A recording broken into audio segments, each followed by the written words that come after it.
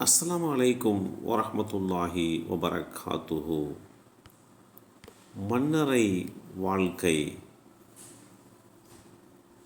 உஸ்மான் இப்னு அஃபான் ரதியல்லாஹு அன்ஹு அவர்கள் அறிவித்தார்கள், மன்னரை என்பது மறுமைக்கான தங்குமிடங்களில் முதல் தங்குமிடமாகும்.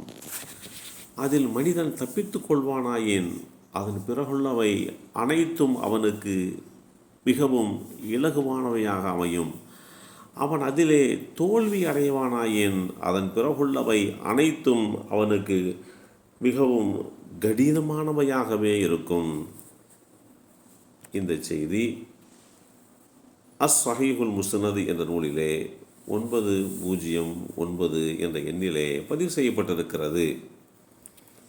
அல்லாஹுடைய தூதர் ஸல்லல்லாஹு அலைஹி வஸல்லம் அவர்கள் மன்னரையை விட மிக பயங்கரமான காட்சியை நான் கண்டதில்லை என்றும் நமக்கு அறிவுறுத்தியிருக்கிறார்கள்.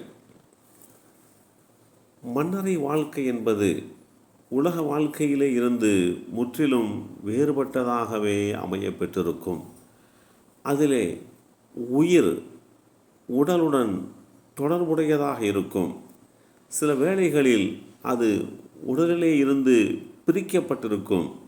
இன்னும் சில சந்தர்ப்பங்களில் உடலுடன் இணைக்கப்பட்டிருக்கும். கேள்வி கணக்கு கேட்கப்படும் சந்தர்ப்பம், சுகங்கள் அருளப்படும் மற்றும் வேதனைகள் செய்யப்படும் சந்தர்ப்பங்கள், ஒருவர் அவர் மீது சலாம் கூறும் சந்தர்ப்பம் போன்றவற்றை இதற்கு உதாரணங்களாக குறிப்பிடலாம். இந்த வாழ்க்கையின் யதார்த்தங்களை அல்லாஹுவை அன்றி வேறு எவரும் அறிந்து கொள்ள முடியாது. ஒவ்வொருவரும் அவர் நல்லவராக இருப்பினும் பாவியாக இருப்பினும் இந்த மன்னரையுடைய வாழ்க்கையின் நிலையை கடந்து சென்றாக வேண்டும்.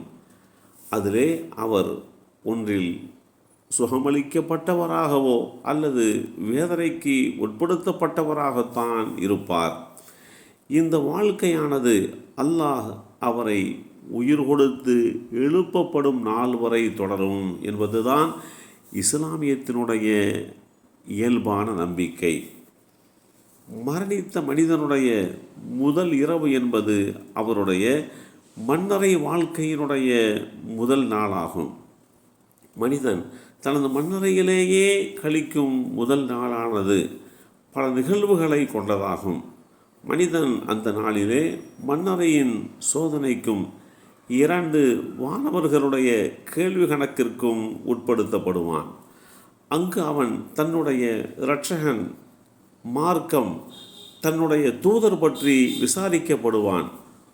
உண்மையாக நம்பிக்கை கொண்டவர் உறுதியுடன் தெளிவாக அக்கேள்விகளுக்கு தனது இரட்சகன் அல்லாஹ், தனது மார்க்கம் இஸ்லாம், தன்னுடைய தூதர் முஹம்மது ஸல்லல்லாஹு அலைஹி வஸல்லம் என்று தெளிவாக பதில் கூறுவார்.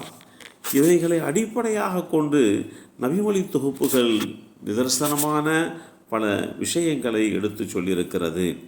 அல்லாஹுடைய தூதர் ஸல்லல்லாஹு அலைஹி வஸல்லம் அவர்கள் கூறினார்கள், ஒரு அடியாருடைய உடல் மண்ணறையிலே அடக்கம் செய்யப்பட்டுவிட்டு அவருடைய தோழர்கள் திரும்பும்போது அவர்களின் செருப்பின் ஓசையை அந்த பிரேதம் மையத்து செவியேற்கும். அதற்குள் 2 வானவர்கள் அவரிடம் வந்து அவரை எழுப்பி உட்கார வைத்து, முஹம்மது என்னும் இந்த மனிதரை பற்றி நீ என்ன கருதி கொண்டிருக்கிறாய் என்று கேட்பர். அதற்கு அவர், இவர் அல்லாஹுடைய தூதர் முஹம்மது ஸல்லல்லாஹு அலைஹி வஸல்லம் அவர்கள் என்று நான் சாட்சியம் கூறுகிறேன் என்பார். பிறகு, நீ கெட்டவனாக இருந்திருந்தால் நரகத்தில் உனக்கு கிடைக்கவிருந்த தங்குமிடத்தை பார். நீ நல்லவனாக இருப்பதால் அல்லாஹ் உனக்கு இதற்கு பதிலாக உனக்கு சொர்க்கத்தில் தங்குமிடத்தை ஏற்படுத்தியுள்ளான் என்று அவனிடம் கூறப்பட்டதும் அவன் அந்த 2ஐயும் ஒரே நேரத்திலே காண்பான். நிராகரிப்பவராகவோ நயவஞ்சகராகவோ இருந்தால் கேள்வி கேட்கப்பட்டதும் எனக்கு தெரியாது, மக்கள் சொல்வதையே நானும் சொல்லிக் கொண்டிருந்தேன் என்று சொல்வான். அப்போது அவனிடம், நீ எதையும் அறிந்தும் இல்லை, நீயாக எதையும் அறிந்ததும் இல்லை, குர்ஆனை ஓதி விளங்கியதும் இல்லை என்று கூறப்படும். பிறகு இரும்பாலான சுத்தியால் அவனுக்கு 2 காதுகளுக்கும் இடையே பிடரியில் ஓர் அடி கொடுக்கப்படும். அப்போது மனிதன் ஜின்களை தவிர மற்ற அனைத்தும் செவியேற்கும் அளவுக்கு அவன் சப்தம் விடுவான் என்று குறிப்பிட்ட செய்தி அனஸ் இப்னு மாலிக் ரலியல்லாஹு அன்ஹு அவர்கள் மூலமாக அறிவிக்கப்பட்டு ஸஹீஹுல் புகாரியிலே 1338 என்ற எண்ணிலே பதிவு செய்யப்பட்டிருக்கிறது. மண்ணறையின் சோதனை என்பது அனைத்து மனிதர்களும் எதிர்கொள்ளும் பொதுவான ஒன்றாகும் என்பதைத்தான் இஸ்லாம் நமக்கு தெளிவுபடுத்துகிறது. எல்லாம் வல்ல அல்லாஹு தாலா நம்முடைய மன்னரை வாழ்க்கையை அமைதி ஏற்படுத்துகின்ற வண்ணமாக சொர்க்கத்தினுடைய ஒரு பகுதியாக ஆக்கி தந்தல் புரிவானாக. அஸ்ஸலாமு அலைக்கும் வரஹ்மத்துல்லாஹி வபரகாத்துஹு.